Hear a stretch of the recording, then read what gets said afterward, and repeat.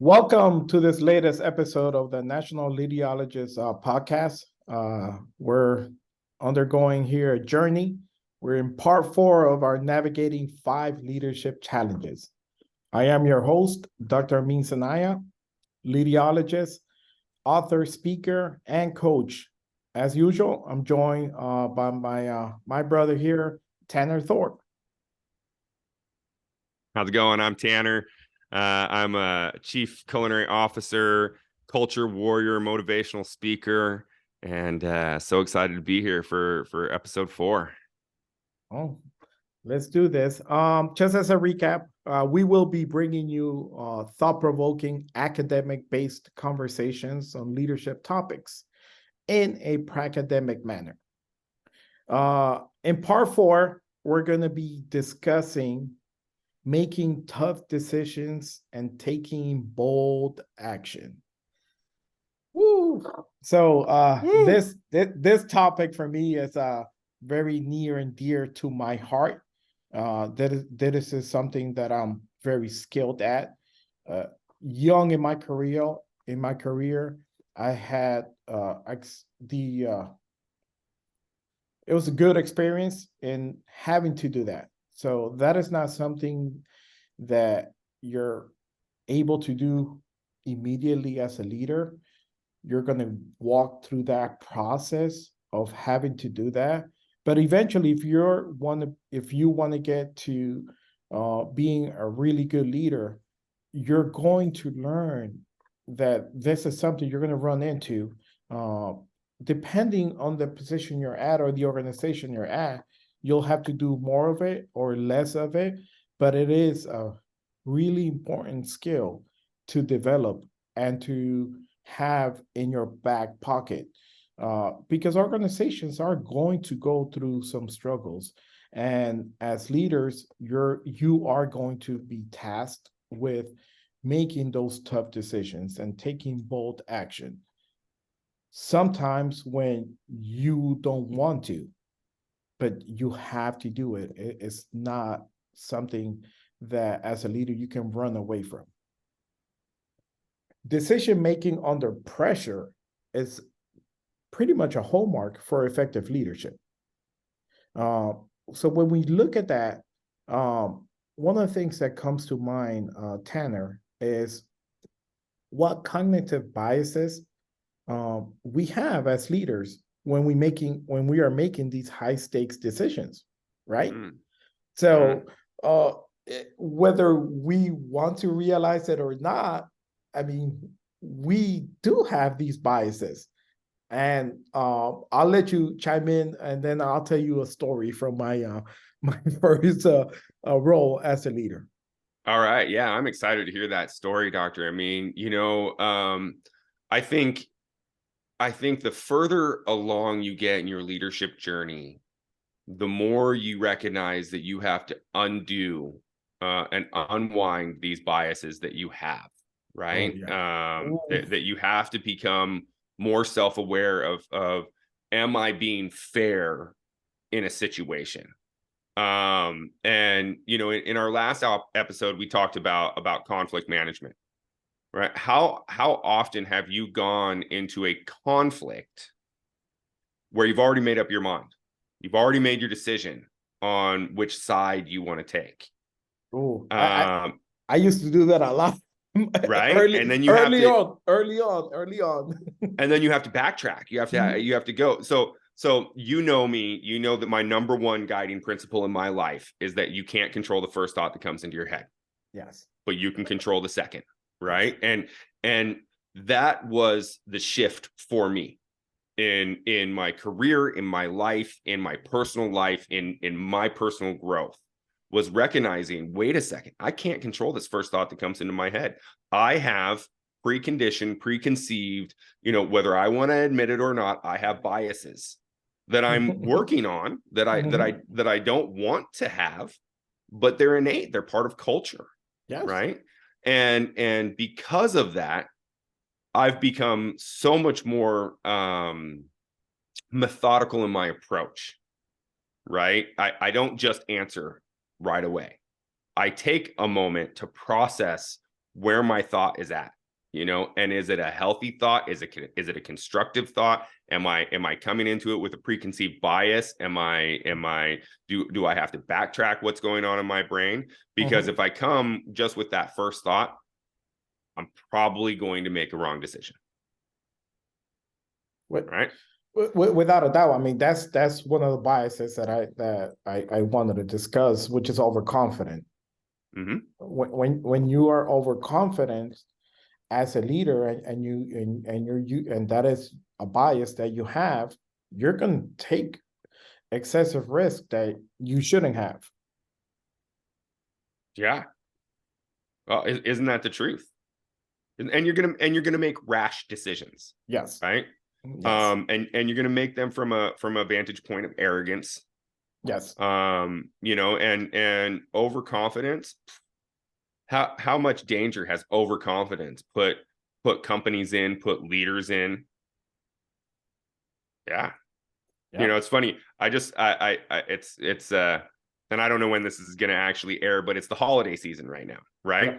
Yeah. And there are two camps of people: those that understand that Die Hard is a Christmas movie, and those that are wrong, right? So last night I went and saw, they actually aired Die Hard in Dolby Digital at the movie theater, and I went in, and it's been years since I've seen it, but there's that scene where one of the sales guys goes in to talk to the terrorist, right? And I think the sales guy, his name's Elliot, and the terrorist Hans Gruber, and he goes in to tell them, hey, I know who John McClane is. I know who the guy is who's giving you all these difficulties, right? And he goes in and he's just so overconfident. And he's just, he knows he's just going to convince this terrorist that, to let everyone go, and he's going to convince John McClane to give himself up. And there's a point where Hans Gruber pulls out his gun, and all of a sudden you can see Elliot's made a mistake. Yep. Right. I came into this room overconfident. He's like, whoa, Hans, put the gun away. We were just, we're just, this is radio, not television. Sometimes you get overconfident and you get yourself into a position that's a dangerous position. Now that's a big analogy for what we're talking about. Oftentimes we're not dealing with terrorists and handguns, but it is that overconfidence. It is that bias that I know more than the other person in the room. And so my decision is going to be the right decision no matter what. No, you know what? It's not the case. No. So leaders can counteract this by, what we speak a lot on is encouraging a culture of humility. Yeah. Right?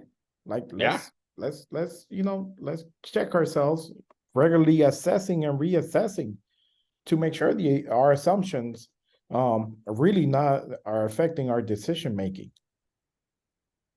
Yeah. So on the next one is where I want to bring in my story that I mentioned at the beginning. So confirmation bias.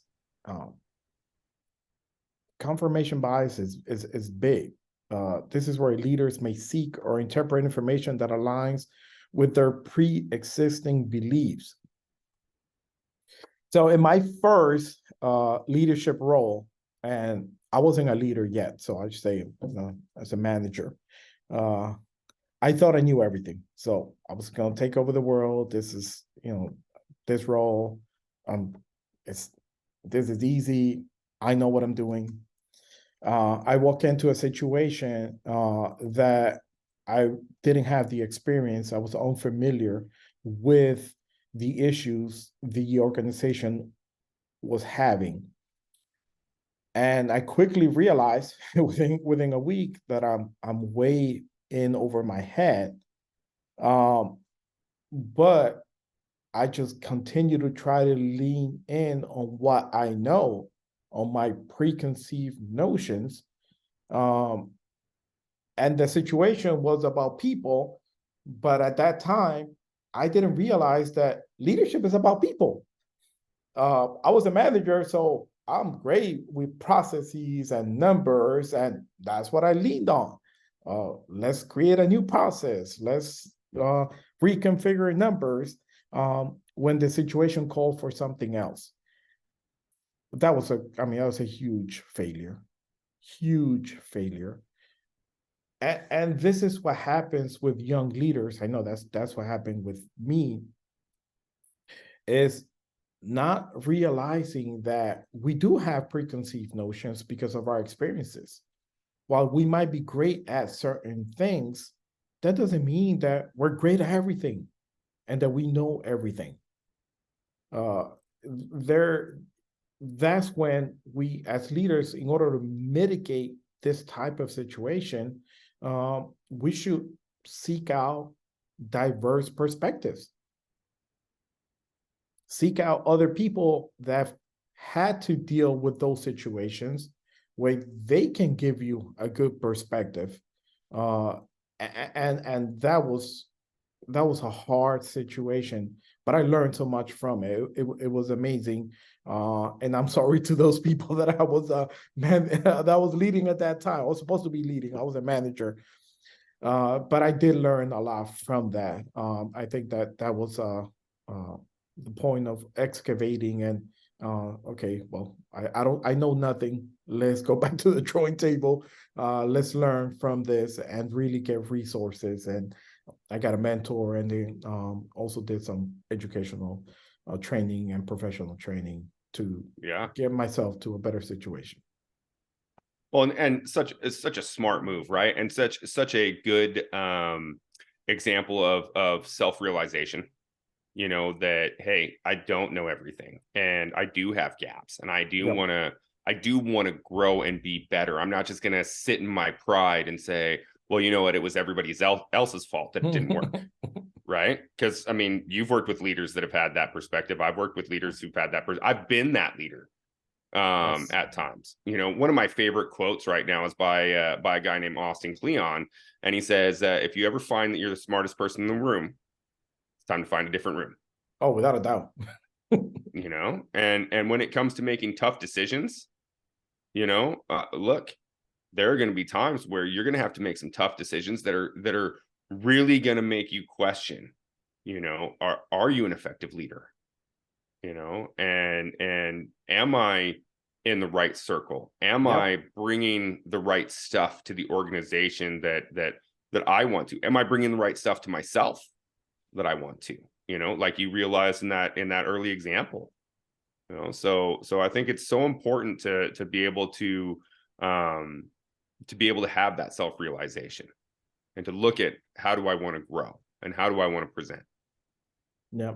So, and speaking of, you know, making tough decisions, the second piece of that is bold action.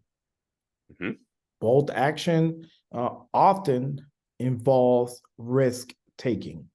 Mm-hmm. As leaders, we must adopt a strategic approach to risk assessment while instilling confidence in our teams. It's a hard balance to find, but without that, I mean, it's a risk when you have all this information, but then you create a sort of paradigm of paralysis by analysis because you're not taking action. And at some point you have to take action, right? Yep.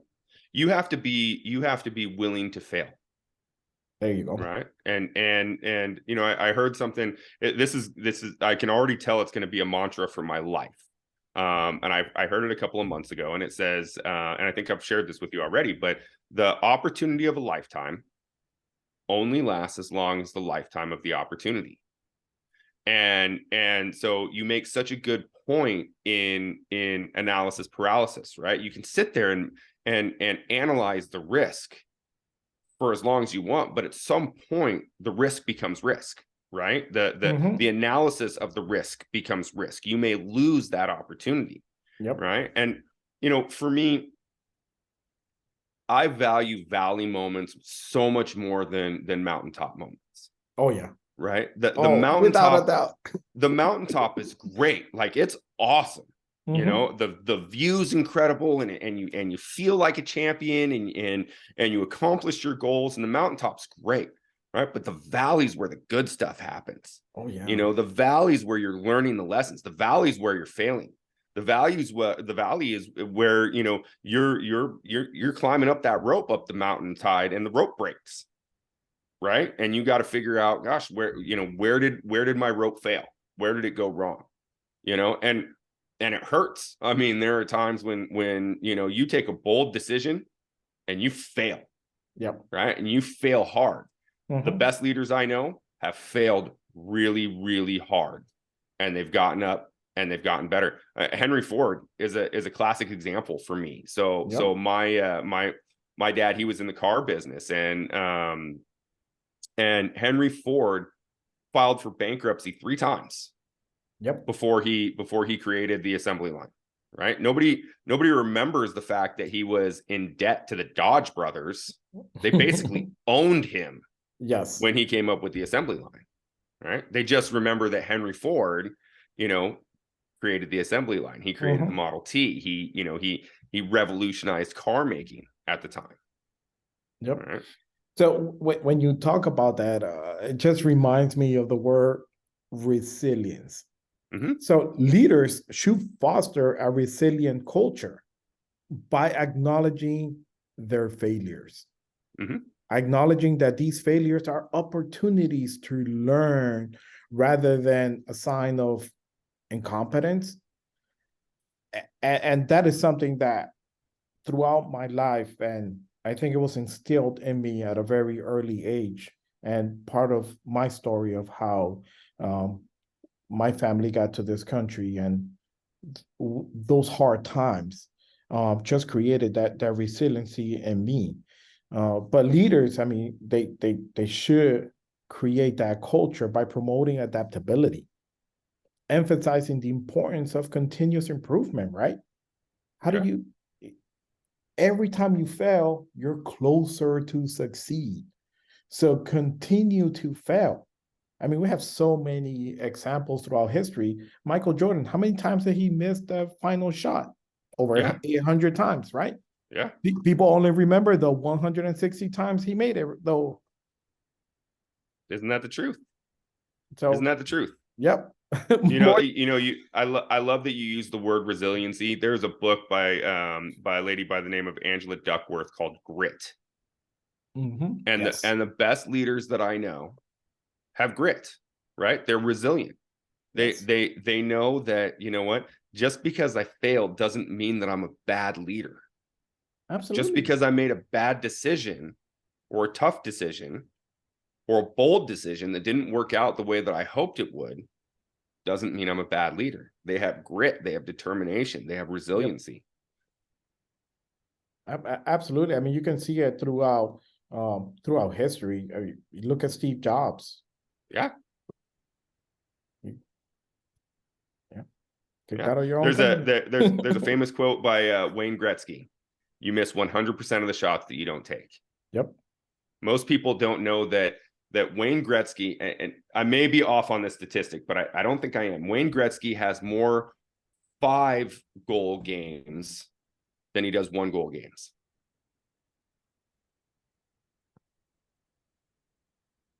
Keep taking the shot. Keep taking that shot. Keep taking the shot. So I think we're gonna recap this here so that we can move on to our next episode. As leaders, let's remember that we have a responsibility to make sure that we are making those tough decisions, but staying away from those biases. Because we all have biases. And when we're going to take bold action, we are taking action. Because if we don't, who is going to take the action? We have that responsibility, and let's do more of that. To you, Tanner, for final thought.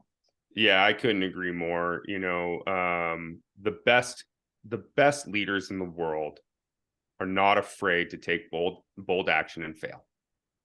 Right. And the majority of them have done the hard work to figure out where their biases land. And they put safeguards in place. You know, my personally is I can't control my first thought, but I can control my second. So I always look at, where is my mindset? You know, am I acting from a place of my own personal biases, or am I truly looking at it from what is going to be the greater good, and knowing that, you know, failure is an opportunity for growth. Absolutely. Well, make sure you tune in for our final segment in the Navigating the 5 Leadership Challenges. We'll be talking about culture of innovation and continuous improvement. Take care. Thanks, everyone.